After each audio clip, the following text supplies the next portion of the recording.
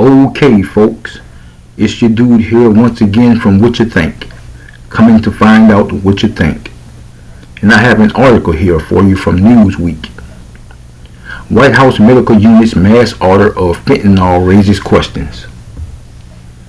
Orders of significant quantities of drugs such as fentanyl by the White House Medical Unit under the Trump administration have led to questions as to why it procured the controlled substances and what they were intended for. In the first 9 months of 2019, the medical unit, which is responsible for attending to the medical needs of the White House staff, made 4 separate orders of fentanyl, 2 orders of morphine, and a further 2 of ketamine. In total, it received 34 packs of fentanyl over the period, records show. The disclosure came in a scathing report by the Inspector General of the Department of Defense released earlier this month, which gave the findings of an investigation which began in 2018 that came after complaints were raised about an unnamed senior military medical officer engaging in improper medical practices. The probe concluded that the White House Medical Unit's pharmacy operations had severe and systematic problems without oversight and dispensed prescription medication to ineligible White House staff. The Inspector General made a series of recommendations to improve administrative scrutiny of the unit, which the Pentagon agreed to.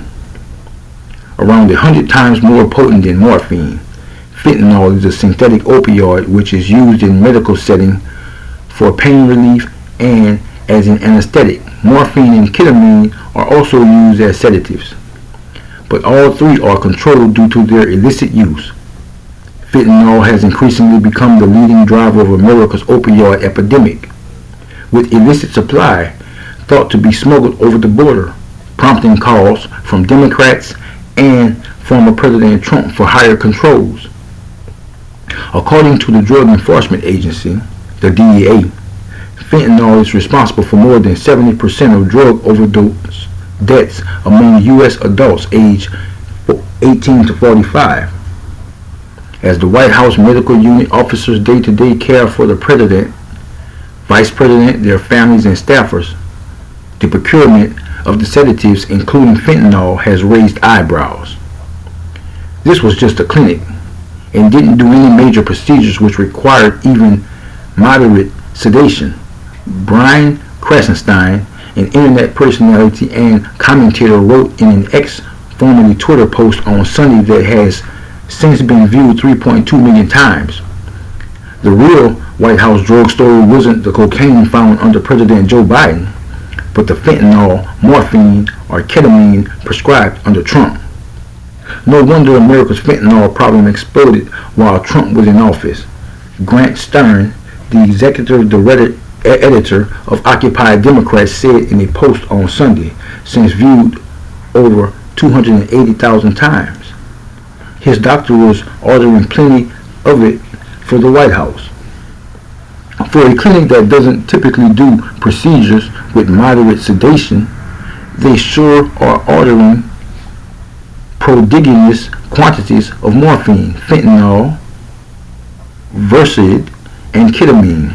Nick Mark, a medical doctor based in Seattle, Washington, wrote.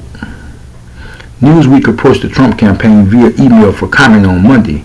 The Inspector General report found that in the White House Medical Unit, drugs including opioids and sleep medications were not properly accounted for, and that prescribers wrote prescriptions for controlled substances that often lacked the medical provider and patient information mandated by the DEA. It also questioned why the unit routinely ordered branded drugs instead of their generic equivalents that were around half the price. The report did not name any individuals working in the White House Medical Unit at the time and did not appropriate blame for the issues it uncovered. Newsweek reached out to Rep. Ronnie Jackson, the president's physician between 2013 and 2018, and Sean Connolly, his successor who served until Biden was inaugurated in 2021, via email for comment on Monday.